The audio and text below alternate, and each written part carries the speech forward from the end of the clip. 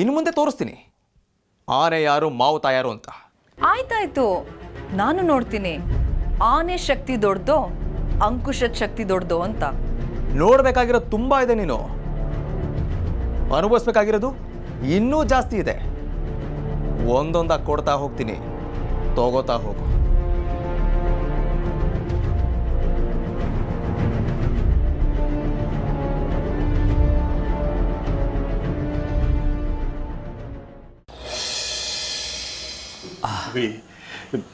ಇದೇನು ಮಾಡ್ಕೊಂಡ್ಬಿಟ್ಟಿಯ ನೀನು? ತುಂಬ ನೋವಾಗ್ತಿದೆಯೇನೋ? ಹೌದು, ನಿನ್ನ ಮುಖ ನೋಡಿದ್ರೆ ತುಂಬ ನೋವನ್ನ ನೀನು ಸಹಿಸ್ಕೊಳ್ತಿದ್ಯಾ ಅಂತ ಅನ್ಸುತ್ತೆ.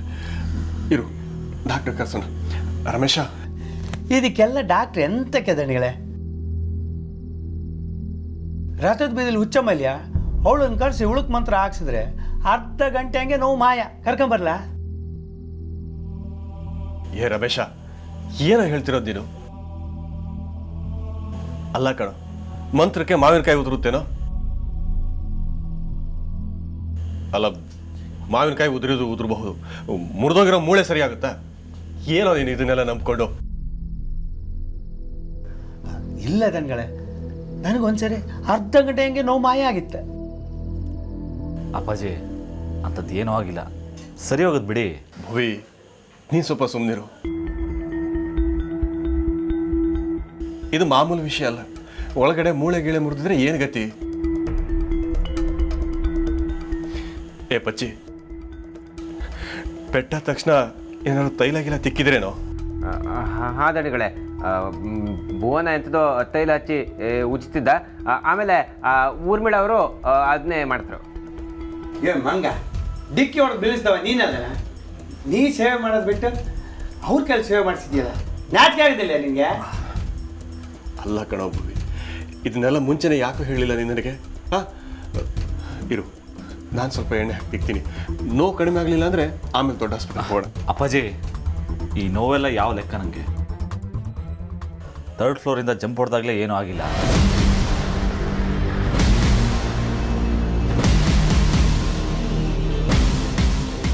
ಈಗ ಒಂದು ಸಣ್ಣ ಪೆಟ್ಟಾಯಿತು ಅಷ್ಟೇ, ಅದು ಸರಿಯಾಗಿ ನೋವ್ತಿದೆ. ಎಲ್ಲ ಬ್ಯಾಡ್ ಟೈಮ್. ಏನು, 3ನೇ ಮಹಡಿಯಿಂದ ಜಿಗ್ದಿದ್ಯಾ? ಯಾಕೋ? ಏನಿಲ್ಲ ಅಪ್ಪಾಜಿ, ಜನರೆಲ್ಲ ಅಪ್ಪ ಇಲ್ಲಿದ್ದ ಅನಾಥ ಅಂತ ರೇಗಿಸ್ತಾ ಇದ್ರು. ಅದಕ್ಕೆ ಬೇಜಾರಾಗಿ 3ನೇ ಫ್ಲೋರಿಂದ ಹಾರಿತು.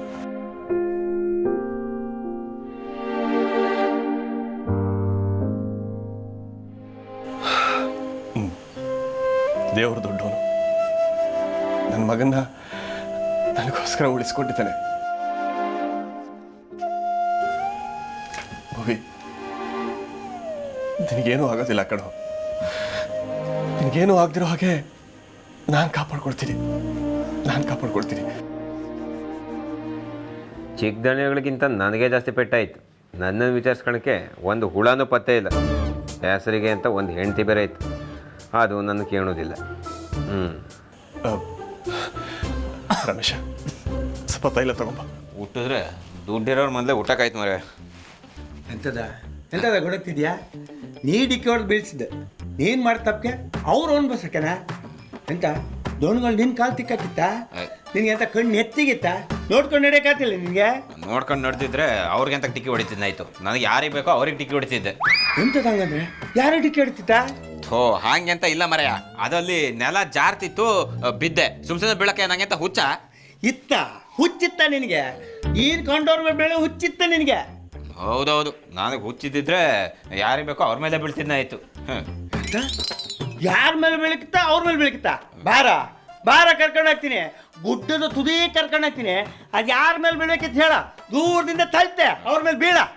ಏ ನಿನಗೆ ದಣಿಗಳು ಔಷಧಿ ಥರ ಕೇಳಿದ್ರಲ್ಲ? ಹೋಗ್ ತಗೊಂಬ ರಮೇಶ. ನನಗೆ ರಮೇಶ್ ಅಂತೀರಾ? ನೀ ಇವನ ಬಾಯಿನಲ್ಲಿ ಎಂತ ಕೇಳಕ್ಕಿತ್ತ? ನನ್ನ ಕರ್ಮ.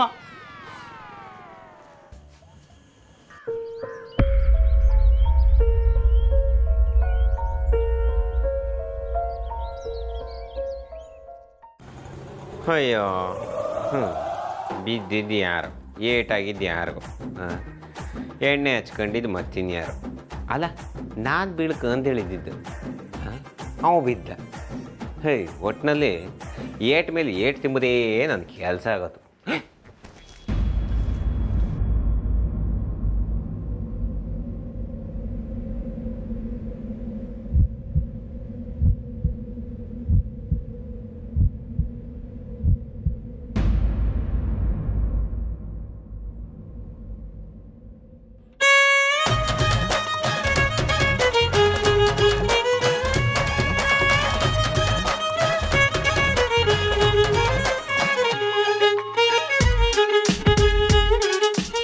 ಸಾರಿ ಭುವನ್, ನೋಡಲಿಲ್ಲ. ಇಟ್ಸ್ ಓಕೆ ಶ್ರದ್ಧಾ ಮೇಡಮ್, ತಪ್ಪು ನಂದೆ, ತಲೆ ಎಲ್ಲ ಇಟ್ಕೊಂಡು ಬರ್ತಾ ಇದ್ದೆ, ಸಾರಿ. ಓ ಇಟ್ಸ್ ಓಕೆ ಅನ್ಸಿನ್, ನಾನು ನೋಡಲಿಲ್ಲ, ಪರವಾಗಿಲ್ಲ, ನಡೀರಿ. ಅಯ್ಯೋ ನಾನು ದೇವರೇ, ನನ್ನ ಹಣೆ ಬರದಲ್ಲಿ ನಾನೇ ಹಣಿ ಚಚಕಳಕ್ಕೆ ಅಂತ ಹೇಳಿ ಬರ್ದಿಟ್ಟಿದ್ದೀನ ಮರ. ನೀನು ಒಂದು ಸಲನಾದರೂ ಬೇರೆಯವ್ರ ಹಣಿಗೆ ಹಿಂಗೆ ಹಣಿ ಚಚಕ್ ಅಂತ ಹೇಳಿ ಎಂತಕ್ಕೆ ಬರ್ದಿಲ್ಲ ಮರ. ನೀನು ನನ್ನ ಪಾಲಿಗೆ ಯಾವತ್ತಿದ್ರೂ ಮೋಸ, ಬೇರೆಯವ್ರ ಪಾಲಿಗೆ ಸಮೋಸ. ನಡೀಲಿ, ನೀ ಆಡ್ಸಿದ್ದೆ ಆಟ.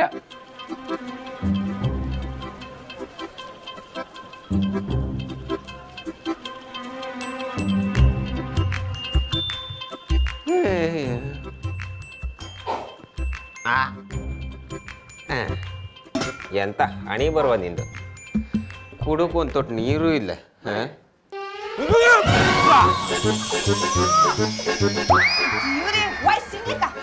ಎಂತದ ಕಣ್ಣಂತ ಜಾಗ ಇಟ್ಕೊಂಡು ಓಡಾಡ್ತೇನಾ, ಕಾಣೋದಿಲ್ಯಾ? ಅಮ್ಮ ದೇವ್ರೇ, ಹೋಯ್ತು ನನ್ ಸೊಂಟ. ಎಂತದ ಕಾಣೋದಿಲ್ಯಾ? ಅಪ್ಪ ಅಮ್ಮಮ್ಮ ದೇವ್ರೇ.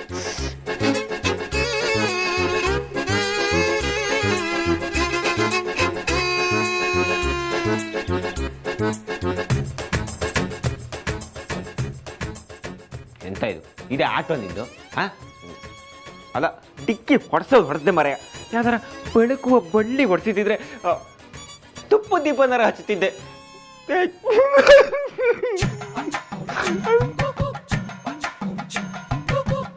ನನ್ನ ಅಣಿವರ್ಗೆ ಹಿಂಗೆ ಆಗುತ್ತಲ್ಲ ಮಾರಯ್ಯ.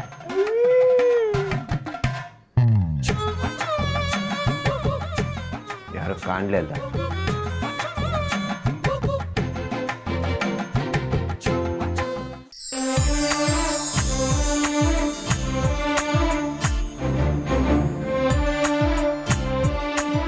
ಭುವನ್ ಬಿಡಿ ಸಾಕು. ಪ್ರತಿ ಸತಿ ನಾನೇ ಸೋಲ್ಬೇಕಾ? ಹಾಂ, ಅದು ಹ್ಯಾಕೆ ಗೊತ್ತಾಗತ್ತೆ ನಾನು ಅಂತ ನಿನಗೆ? ನನ್ನ ಗಂಡನ ಕೈ ನನಗೆ ಗೊತ್ತಾಗಲ್ವಾ? ನನ್ನ ಕೈ ಅಷ್ಟೆಲ್ಲ ಪರಿಚಯ ಆಗುವಂಥದ್ದು ನಮ್ಮಿಬ್ಬರ ಮಧ್ಯೆ ಅಂಥದ್ದೇ ನಡೆದಿಲ್ವಲ್ಲ? ತರ್ಲೆ.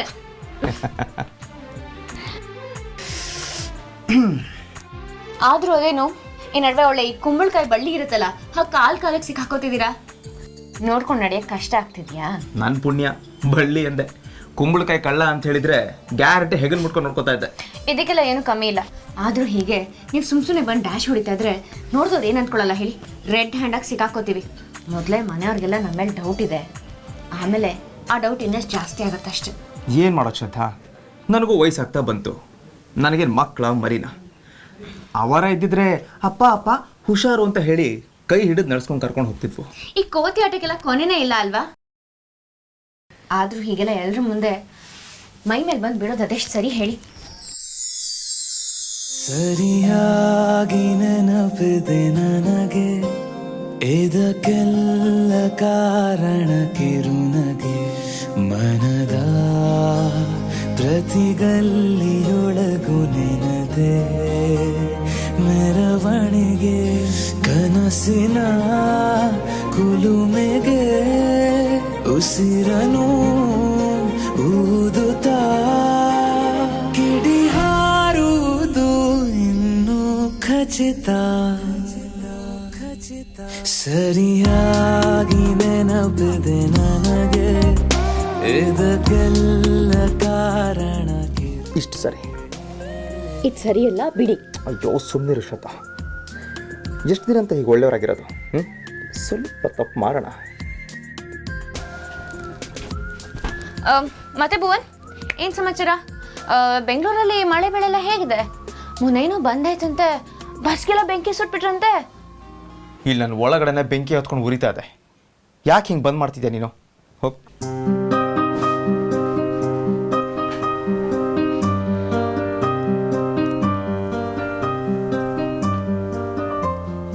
ಭುವನ್, ಒಂದು ಸ್ವಲ್ಪ ದಿನ ಕಂಟ್ರೋಲರ್ ಇರಿ, ಆಮೇಲೆಲ್ಲ ಒಂದು ಹದಕ್ಕೆ ಬರುತ್ತೆ. ಮೊದಲು ಆ ಊರ್ಮಿಳ ಕಾಟನ ನಿಲ್ಲಿಸ್ಬೇಕು. ಅದೊಂದೇ ಸದ್ಯಕ್ಕೆ ನಮ್ಮ ಮುಂದೆ ಇರೋ ಗುರಿ. ನಿಜ ಶ್ರದ್ಧಾ, ನಿನ್ನ ಬಗ್ಗೆನ ಮಾತಾಡಕ್ಕೆ ಬರ್ತಾಳೆ? ಸರ್ರಿಗೆ ಬೆಂಡತ್ತಿದ್ದೀನಿ, ಏನು ಮಾತಾಡಿರಬಾರ್ದು, ಹಾಗೆ ಮಾಡಿದ್ದೀನಿ. ಯಾರಿಗೆ ಬೆಂಡೆತ್ತಿರದ ಏನು ಲಾಭ? ಪಾದ ಪೂಜೆ ಮಾಡೋದನ್ನ ಮಾತ್ರ ಬಿಡಲ್ಲ ಅಲ್ವಾ ನೀವು? ಅಲ್ಲ, ಅವನು ಕಾಲೇನಾದ್ರೂ ನೋವಾಗಿದ್ರೆ ಅವನು ಯಾರಾದ್ರೂ ಕರೆದು ಎಣ್ಣೆ ಮಸಾಜ್ ಮಾಡಿಸ್ಕೋತಿದ್ದ, ಅದಕ್ಕೆ ನೀವೇ ಆಗ್ಬೇಕಾಗಿತ್ತ? ನೀವು ರಾಕ್ ಸ್ಟಾರ್ ಭುವನ್, ನಿಮ್ಮ ಘನತೆನ ನೀವೇ ಕಡಿಮೆ ಮಾಡ್ಕೋಬೇಡಿ.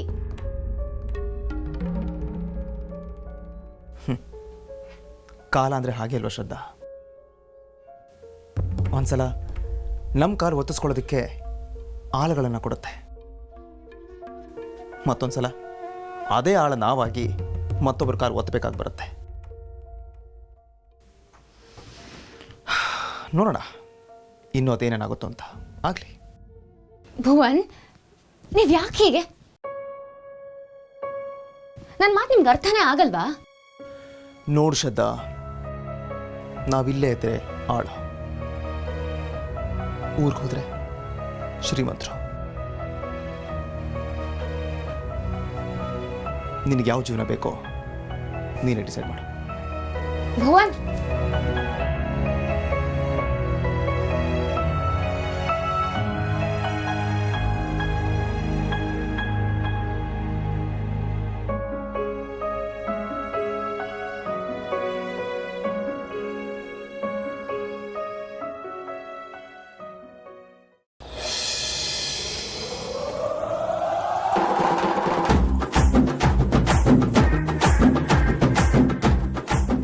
ಅಲ್ಲದೆ ಸವಿತಾ, ನಿನಗೊಂಚೂರು ಮನುಷ್ಯತ್ವ ಇಲ್ಲಿದೆ? ಪಚ್ಚಿ, ಇಷ್ಟೊತ್ತಿನಲ್ಲಿ ಅಂತ ನಿಂದ ತಮಾಷೆ ಮಾಡಕ್ಕೆ ಒಂದು ಹೊತ್ತು ಕೂತಿಲ್ಲ ಅಣ್ಣ. ಮತ್ತು ನಾನು ಹಾಗಾದ್ರೆ ಭೂತನ ಓಡಿ ಹೋಗ್ತೀನಿ. ಅಲ್ಲದೆ ನಾ ಇಲ್ಲಿ ಹೇಳ್ತಾ ಇದ್ರೆ ನಿಂಗೆ ನಗು ಬತ್ತಾ? ಅಲ್ಕಣ, ಆ ಚಿಕ್ಕದಣಿ ಬಿದ್ದರೆ ಅವ್ರ ಕಾಲಿಗೆ ಎಣ್ಣೆ ಹಾಕೋದೇನು, ತಿಕ್ಕುದೇನು, ಮಸಾಜ್ ಮಾಡೋದೇನು, ಅಬಾಬಾಬಾಬಾಬಾಬಾ. ಅವ್ರ ಮೇಲೆ ಬಿದ್ದವ ನಾನು. ನನಗೆ ಎಂತ ಆಯ್ತು ಅಂತ ಹೇಳಿ ಕೇಳಕ್ಕೆ ಒಂದು ಹುಳನಾರ ಬಂತ ಈ ಮೊದಲಿ. ಹೋಗ್ಲಿ, ಕಡೆ ಪಕ್ಷ ನನ್ನ ಹೆಂಡ್ತಿ ಅವಳಾರ ಎಂತ ಆತು ಅಂತ ಕೇಳ್ದ. ನಿನ್ನೆಂತಕ್ಕೆ ವಿಚಾರಿಸ್ಕೊಳ್ಳಿ ನಾನೇ ನಿನ್ನ ಇಷ್ಟಪಟ್ಟೇನು ಮದುವೆನ? ಆದ್ರೂ ತಾಳಿ ಕಟ್ಟಿದ್ನಲ್ಲ ಮರ್ಯಾದೆ, ಅದಕ್ಕಾರ ಮರ್ಯಾದೆ ಬೇಡವಾ? ಯಾವುದಕ್ಕೆ ಎಷ್ಟೆಷ್ಟು ಮರ್ದಿ ಕೊಡ್ಕೊಂಡು ನಂಗೂ ಗೊತ್ತಿತ್ತು. ನೀ ಏನು ಹೇಳಿ ಕೊಡೋದು ಬೇಕಾಗಿಲ್ಲ. ನೀ ತಾಳಿ ಕಟ್ಟಿಪ್ಪು ಸಾಕು, ಆದ್ರೆ ನನ್ನ ಪಾಲಿಗೆ ಅದು ಕಪ್ಪೆ ಚಿಪ್ಪಿನ ಸರ, ಅದಕ್ಕೆ ಯಾವ ಬೆಲೆನೂ ಇಲ್ಲ.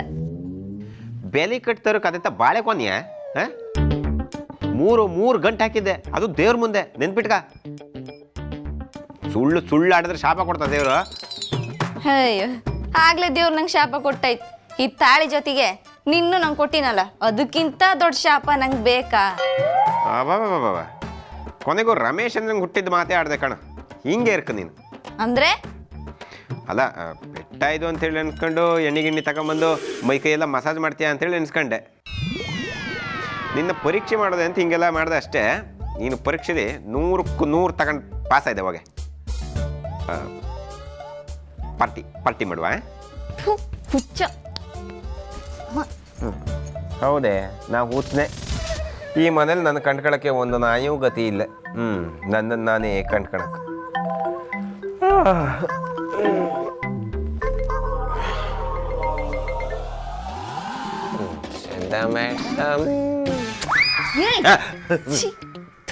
ಕಾಲ್ ಮುರ್ದಾಕ್ತಿ.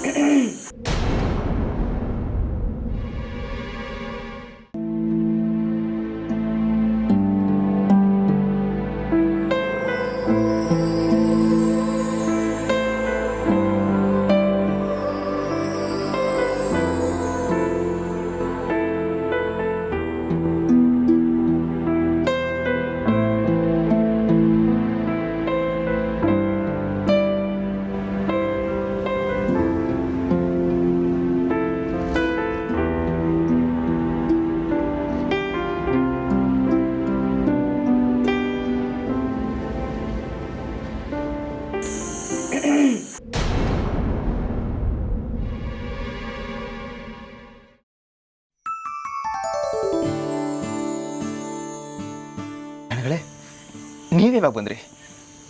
ನಾನು ಯಾವುದೋ ಯೋಚನೆ ಮುಳುಗೋಗಿದ್ದೆ. ಗೊತ್ತು ಕಣೋ, ನೀನು ಯಾವುದೋ ಯೋಚನೆಯಲ್ಲಿ ಮುಳುಗಿ ಹೋಗಿದೀಯ ಅಂತೇಳಿ. ಅದಕ್ಕೆ ನೀನು ತಪಸ್ಸಿ ಭಂಗ ತರೋದು ಬೇಡ ಅಂತೇಳಿ ನಾನು ಸುಮ್ಮನೆ ಕಾಯ್ತಾ ಕೂತೆ. ಅದು ಅಲ್ಲದೆ ಇಂಥ ಸಮಯದಲ್ಲೇ ಅಲ್ವಾ ನನ್ನ ಕಣ್ಣು ತುಂಬ ನಿನ್ನನ್ನು ತುಂಬ್ಕೊಳ್ಳೋಕೆ ಸಾಧ್ಯ ಆಗೋದು. ದನಗಳೇ, ಹೌದು ಭುವನ್. ಭುವನ್, ನಿನಗನ್ಸಿರಬಹುದು ಅಲ್ವಾ ಮಗ ಬಂದ ಮೇಲೆ ನನ್ನನ್ನು ದೂರ ಮಾಡ್ತಾ ಇದ್ದಾರೆ ಅಂತ.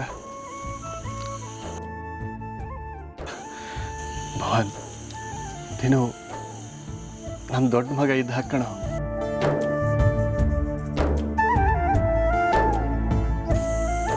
ದೊಡ್ಡ ಮಗ ಇದ್ದಂಗೇನು, ದೊಡ್ಡ ಮಗನೇ. ನನ್ನ ದೊಡ್ಡ ಮಗನ ನಾನು ಮರೆಯೋದುಂಟ. ಏನಾದರೂ ನಿರ್ಧಾರ ಮಾಡಬೇಕು ಅಂದರೆ ಭುವನ್, ನಿನ್ನ ಮತ್ತೆ ಶ್ರದ್ಧನ ಕೇಳೇ ನಿರ್ಧಾರ ಮಾಡೋದು ಇತ್ತೀಚೆಗಂತೂ ಅಭ್ಯಾಸ ಆಗೋಗ್ಬಿಟ್ಟಿದೆ ನನಗೆ. ಈಗ ಯಾವ ನಿರ್ಧಾರ ತಗೋಬೇಕು ದನಗಳೇ? ದೊಡ್ಡ ಮಗನ ಮದುವೆ ಅಂತೂ ಆಗೋಗ್ಬಿಟ್ಟಿದೆ, ಅದನ್ನು ನೋಡೋ ಭಾಗ್ಯ ನನಗಿಲ್ಲ. ಇನ್ನು ಸಣ್ಣ ಮಗನ ಮದುವೆ ಮಾಡೋಣ ಅಂತ. ಭುವನ್, ನಿನಗೇನು ಅನ್ನಿಸ್ತಾ ಇದೆ? ಭುವಿ ಮದುವೆ ಬಗ್ಗೆ ನಿನ್ನ ಅಭಿಪ್ರಾಯ ಹೇಳು. ತುಂಬ ಒಳ್ಳೆ ನಿರ್ಧಾರ ದನಗಳೇ. ಚಿಕ್ಕ ದನಗಳಿಗೂ ಮದುವೆ ವಯಸ್ಸೀಗ. ನೀವು ಮೊಮ್ಮಕ್ಕಳು ನೋಡೋ ಆಸೆನೂ ನೆರವೇರುತ್ತೆ. ಓಹೋ, ಹಾಗೆಲ್ಲ ತಪ್ಪಿಸ್ಕೊಳ್ಳೋ ಹಾಗಿಲ್ಲ ನೀನು. ಅವನಿಗಿಂತ ಮೊದಲು ನೀನು ಮೊಮ್ಮಗನ ಕೊಡಬೇಕು ನನಗೆ.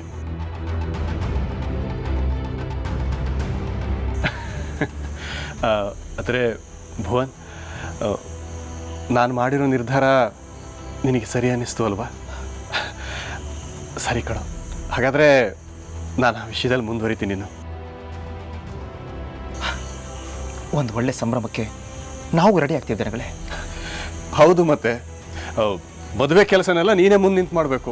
ನನಗೆ ಬೇರೆ ಯಾರಿದ್ದಾರೆ ಹೇಳು? ಖಂಡಿತ ದನಗಳೇ. ಸರಿ, ಟೈಮ್ ಆಯಿತು, ಮಲಕ್ಕೋ ಬಾ. ಸರಿ ದನಗಳೇ.